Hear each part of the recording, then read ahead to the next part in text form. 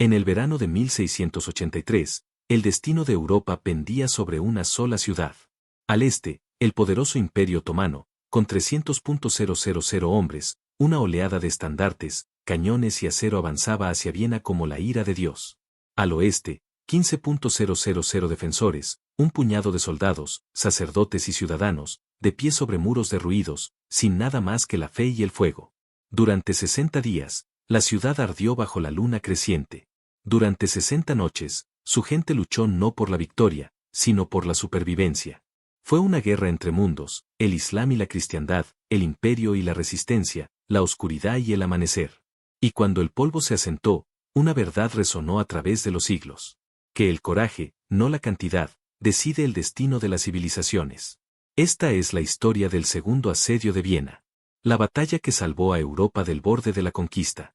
Durante siglos, el Imperio Otomano nunca abandonó su sueño de conquistar Europa.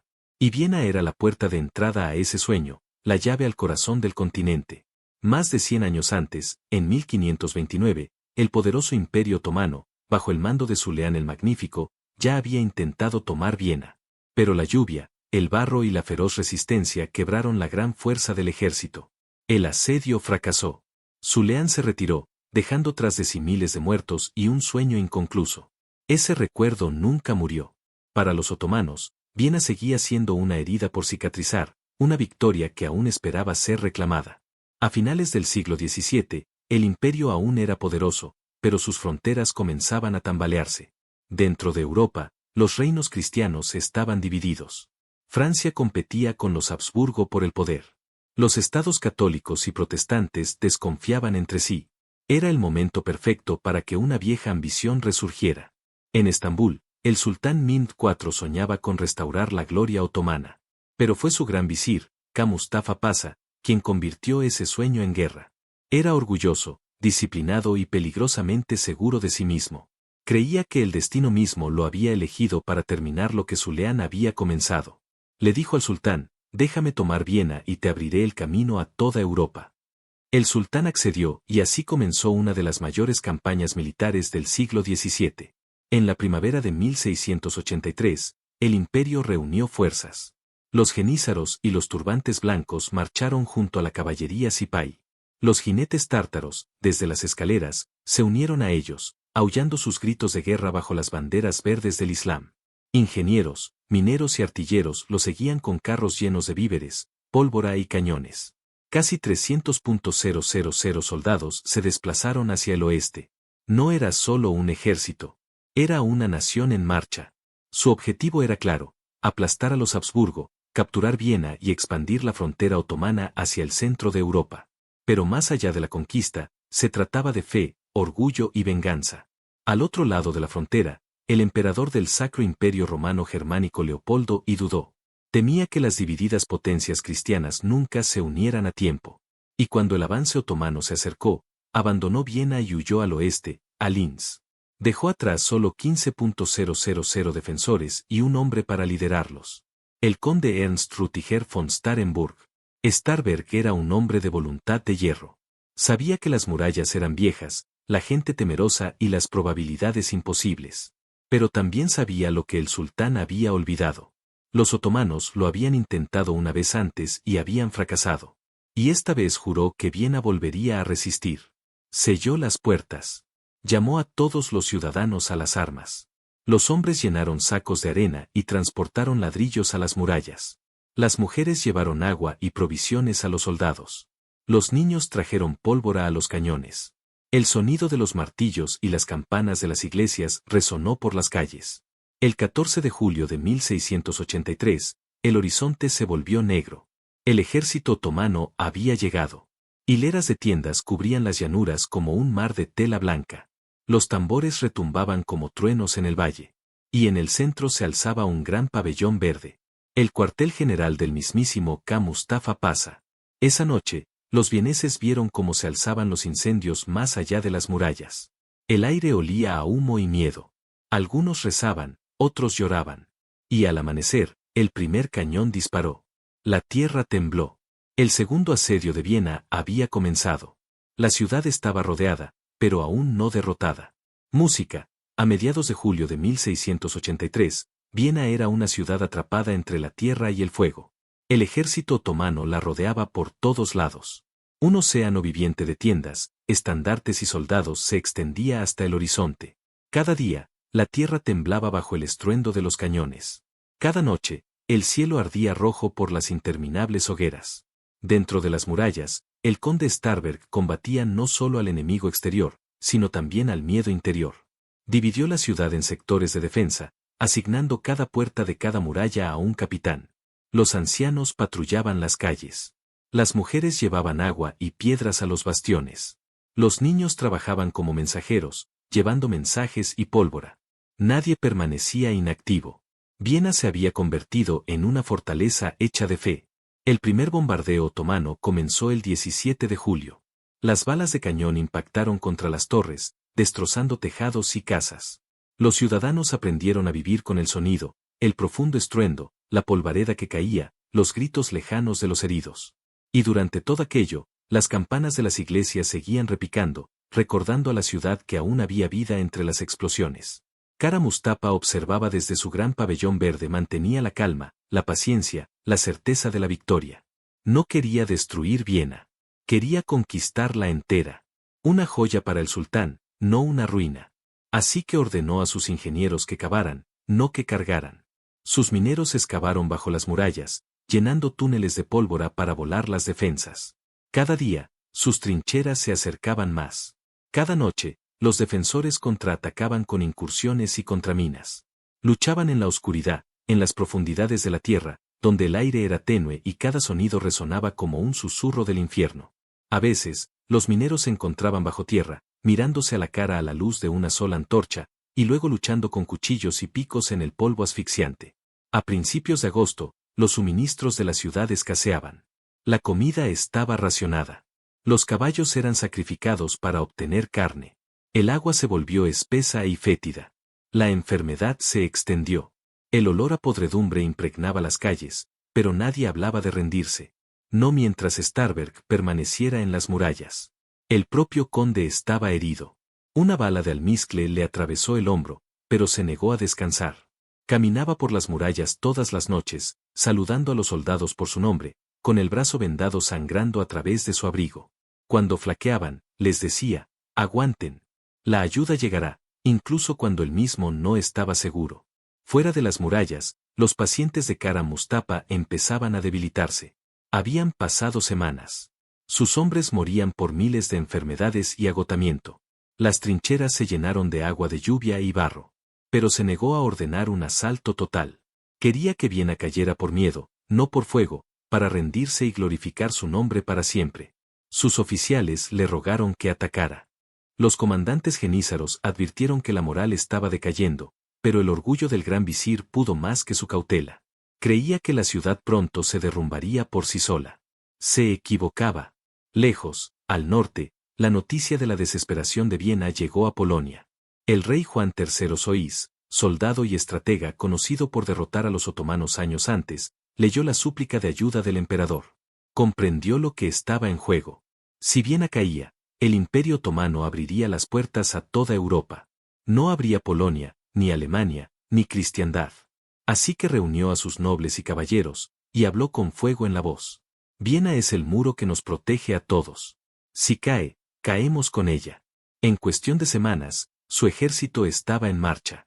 20.000 soldados polacos cabalgando hacia el sur, a los que se unieron refuerzos alemanes y austriacos en el camino. Fue la primera alianza verdadera que Europa había visto en generaciones. Una Liga Santa unida no por la política, sino por la supervivencia. Mientras tanto, en Viena, la esperanza se desvanecía rápidamente. Los otomanos habían abierto brechas en varios bastiones exteriores. Los defensores fueron repelidos hasta las murallas interiores. Los hombres de Starembe estaban exhaustos, hambrientos. Muchos luchaban descalzos y sangrando. Sin embargo, cada vez que se izaba la bandera creciente en las murallas, la derribaban de nuevo. A principios de septiembre, Viena estaba al borde del colapso. Los otomanos se preparaban para un asalto final. Sus cañones disparaban día y noche. El aire relucía de humo. Todas las ventanas se hicieron añicos. Todas las calles estaban llenas de escombros. Y las campanas seguían sonando. Entonces, una noche, mientras Khan Mustafa miraba hacia las colinas del norte, vio algo extraño. Destellos de luz en el bosque. Al principio pensó que eran relámpagos. Luego, las luces se movieron. Antorchas. Miles de ellas. El ejército de relevo había llegado. Soy estaba cerca. Y el rumbo del asedio estaba a punto de cambiar. A principios de septiembre, las colinas al norte de Viena cobraron vida. Lo que una vez fueron bosques silenciosos ahora resonaba con el sonido de botas marchando, caballos cerca y carros traqueteando. El ejército de relevo había llegado, y al frente estaba un hombre cuyo nombre pronto se convertiría en leyenda. El rey Juan III Soyesí de Polonia. Tenía 54 años, veterano de innumerables batallas. Había luchado contra tártaros, caciques y otomanos antes, y conocía sus tácticas mejor que la mayoría de sus enemigos las suyas. Pero esto era diferente. El destino de toda Europa dependía de lo que sucediera allí.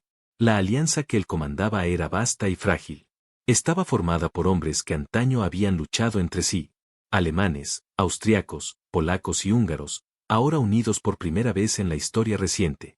Hablaban idiomas diferentes, rezaban de maneras distintas y desconfiaban profundamente los unos de los otros.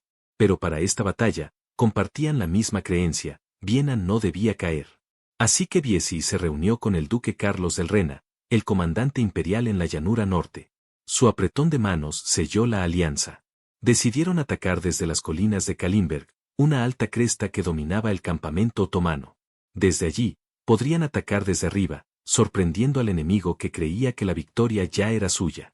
Era un plan audaz. Para llegar a la cresta, el ejército tuvo que cruzar densos bosques en valles escarpados, arrastrando cañones y carros por el barro y pasos estrechos. Los polacos lideraban el camino, despejando caminos a la luz de las antorchas. Los sacerdotes marchaban entre los soldados, portando cruces y cantando himnos. Los hombres susurraban oraciones mientras ascendían. Y en la distancia, más allá de la niebla, ya se podía ver el resplandor de Viena ardiendo. Dentro de la ciudad, los defensores resistían al borde del agotamiento. Los cañones otomanos retumbaban día y noche. Los muros se derrumbaban.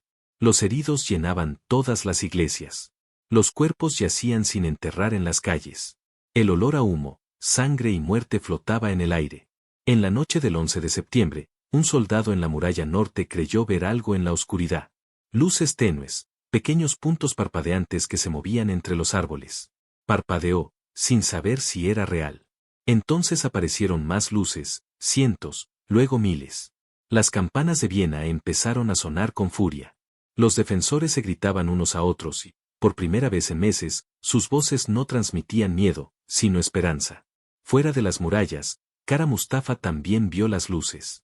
Al principio, pensó que eran aldeanos que huían.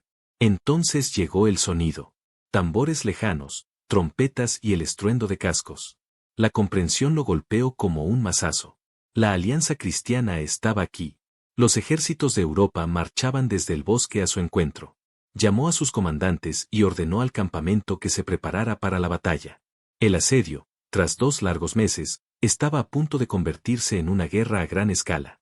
Al amanecer del 12 de septiembre de 1683, la niebla sobre la cresta de Kalimberg empezó a disiparse. Abajo, el vasto campamento otomano se agitó como una bestia despertando. Redoblaron los tambores, sonaron las trompetas. Decenas de miles de soldados se armaron para la batalla, creyendo que ese sería el día en que finalmente tomarían Viena. Se equivocaban. En la cima de la colina, el ejército cristiano estaba listo. Los estandartes polacos ondeaban junto a las banderas austriacas y alemanas. Los sacerdotes bendecían a los soldados, y el sonido de los himnos se elevaba por el valle, suave al principio, luego resonando como un trueno. El rey Juan III. Soy cabalgaba al frente. Vestía una armadura brillante, un yelmo con plumas de águila, y a su lado colgaba un sable que había abierto camino en 100 batallas. Levantó la mano hacia la ciudad y dio la señal. El ataque comenzó. Desde la izquierda, las tropas austriacas de Carlos del Rena descendieron por el bosque, atacando los flancos otomanos. Desde el centro, la infantería alemana avanzó, expulsando al enemigo de las trincheras y refugios. El humo llenaba el aire. El suelo temblaba bajo el estruendo del fuego de cañón. Los jenízaros otomanos luchaban ferozmente. Sus turbantes blancos brillaban a la luz del sol mientras se reagrupaban una y otra vez. La batalla se extendió kilómetros por las colinas. Durante horas, los dos ejércitos se enfrentaron en un combate brutal. Las líneas se rompieron, se recompusieron y volvieron a romperse. Cada colina, cada barranco se convirtió en un campo de batalla. Al mediodía, el avance cristiano había alcanzado las afueras del campamento otomano. Pero los jenízaros de élite de Kara Mustafa resistieron. El propio gran visir dirigía la defensa desde su pabellón verde.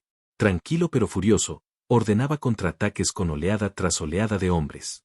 Dentro de Viena, los defensores oyeron disparos lejanos. Al principio pensaron que se trataba de otro asalto otomano. Luego se dieron cuenta de que el sonido provenía del norte, de las colinas, de Salvación. Corrieron hacia las murallas, gritando, ondeando banderas, disparando sus cañones en señal de apoyo. Por primera vez en 2 meses, no estaban solos. A media tarde, el campamento otomano era un caos. Sus líneas comenzaron a flaquear. Mustafa envió a sus reservas, a su caballería, a su manada. Miles de jinetes avanzaron con estruendo, sus armaduras brillando como un río de acero. Cargaron hacia el centro, con la esperanza de derrotar a los alemanes antes de que los polacos pudieran descender. Y entonces, desde la cima, llegó un sonido como si el cielo se desgarrara, los cuernos de Polonia. Soy había esperado este momento todo el día. Se giró hacia sus hombres, 3.000 húsares alados, los guerreros más temidos de Polonia, con las espaldas coronadas por alas de madera que silbaban y rugían al viento. Tras ellos se encontraban 20.000 jinetes más, la mayor fuerza montada reunida en Europa desde la Edad Media. Así que Bies desenvainó su sable, apuntó colina abajo y gritó una sola palabra: ¡carguen! La tierra tembló, las colinas rugieron y la caballería se precipitó ladera abajo como una avalancha de hierro. Cabalgaban en perfecta formación. Lanzas bajadas, estandartes ondeando, la luz del sol brillando en 1000 puntas de acero. Las líneas otomanas se rompieron con el impacto. Ninguna armadura, ninguna muralla, ninguna voluntad pudo resistir esa tormenta.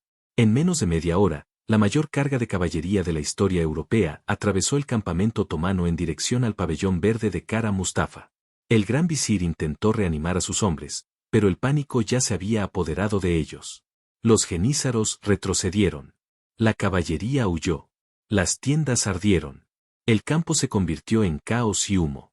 Kara Mustafa observó con incredulidad cómo su ejército, el orgullo de su imperio, se derrumbaba ante sus ojos. Al atardecer, el campamento otomano estaba en ruinas. Miles de hombres yacían muertos. Tambores y estandartes cubrían el suelo. Los supervivientes huyeron hacia el hambre y la confusión. Cuando el humo finalmente se disipó, Viena ya no era una ciudad. Era una cicatriz en la tierra. Los campos a su alrededor estaban sembrados de cadáveres, las armaduras brillaban como cristales rotos bajo el pálido sol. El olor a pólvora se mezclaba con el hedor a muerte. Incluso el aire parecía pesado, como si cargara con el peso de todo lo que allí había sucedido. Dentro de las murallas, la gente emergió incrédula. El asedio había durado 2 largos meses. 60 días de hambre, miedo y una noche interminable. Y, sin embargo, de alguna manera, la ciudad seguía en pie. Familias buscaban a sus seres queridos entre las ruinas. Sacerdotes recorrían las calles, bendiciendo a los muertos. Y cuando las campanas sonaron esa noche, su sonido ya no era desesperado. Era desafiante. Era el sonido de la supervivencia. El conde Starberg apenas podía mantenerse en pie. Su uniforme estaba roto, su hombro aún sangraba, pero insistió en saludar al hombre que los había salvado. Cuando Sois cruzó las puertas de Viena, cubierto de polvo y exhausto, la gente cayó de rodillas. Lo llamaron el Salvador de Europa. Desmontó, abrazó a Starem y susurró: «Fue tu coraje el que nos resistió hasta que llegamos». No hubo desfiles esa noche, solo silencio, oraciones y lágrimas. Pero más allá de los muros, en todas las iglesias del continente, se encendieron velas por Viena. De Roma a Cracovia, de Venecia a Praga, la noticia se extendió como una llama creciente. Los otomanos habían sido derrotados. Europa se había salvado en la lejana Abgrade. El mensaje llegó al sultán Mehmed IV. Lo leyó lentamente, con manos temblorosas al comprender su significado. El mayor ejército del imperio había sido destrozado, sus estandartes capturados, su orgullo humillado, y el hombre en quien más confiaba, el gran visir, Mustafa Pasha, había fracasado. El sultán no dijo nada. Pero días después, un mensajero cabalgó hasta el campamento de Mustafa en Hungría. No llevaba ninguna carta, ni palabras de consuelo, solo un cordón de seda. Era la señal de la justicia real. Mustafa lo comprendió. Inclinó la cabeza, se enrolló el cordón alrededor del cuello y aceptó su destino en silencio. El hombre que una vez comandó a 300.000 soldados murió solo en una tienda de campaña. Su muerte marcó el fin del sueño otomano de conquistar Europa. En Viena, la vida regresó lentamente. Las murallas fueron reconstruidas. Los campos fueron despejados, pero las cicatrices nunca desaparecerían del todo. Los niños crecieron escuchando historias de ese verano, de hambre, de fuego y de los truenos que llegaron de las colinas del norte. Durante el resto de su vida, Soubise fue aclamado como un héroe. Regresó a Polonia, no como un conquistador, sino como un guardián. Al entrar en Kop, la gente lo colmó de flores y cantó himnos al rey que había salvado a la cristiandad. Sin embargo, en su corazón no albergaba triunfo alguno, solo gratitud. Sabía lo cerca que había estado el mundo de caer. La victoria en Viena lo cambió todo. Durante siglos, el Imperio Otomano había sido la fuerza imparable del mundo. Pero aquel día de septiembre de 1683, su avance hacia Europa llegó a su fin. El equilibrio de poder cambió. Los reinos cristianos, antaño divididos, encontraron la unidad y la supervivencia. Nacieron nuevas alianzas. La Liga Santa presionó la guerra hacia el este y, una a una, las fortalezas otomanas comenzaron a caer. Por primera vez en generaciones, Europa ya no luchaba por sobrevivir. Comenzó a resurgir. Los historiadores llamarían más tarde a Viena el punto de inflexión de la era moderna. Fue donde terminó el sueño de un imperio y comenzó el destino de un continente. Y aunque han pasado siglos, los ecos de aquella batalla aún perduran. En el repique de las campanas, en los muros que aún se mantienen en pie y en el recuerdo de una ciudad que una vez enfrentó sola la oscuridad y no cayó.